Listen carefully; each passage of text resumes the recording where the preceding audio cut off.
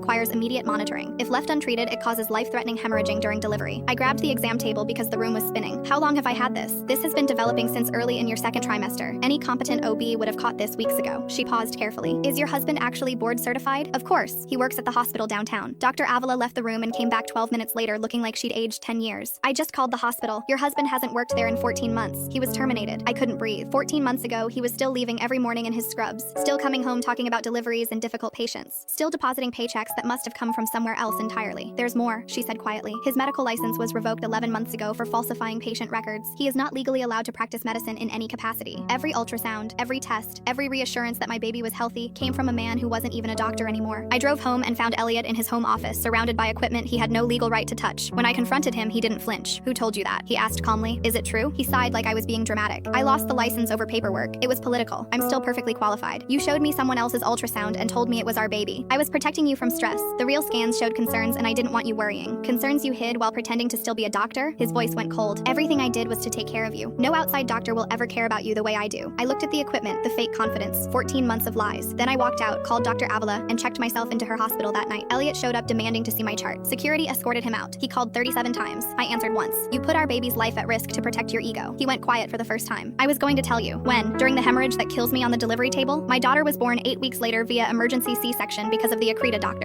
Avila caught just in time. She saved both our lives. Elliot watched from the parking lot because I'd already filed for divorce.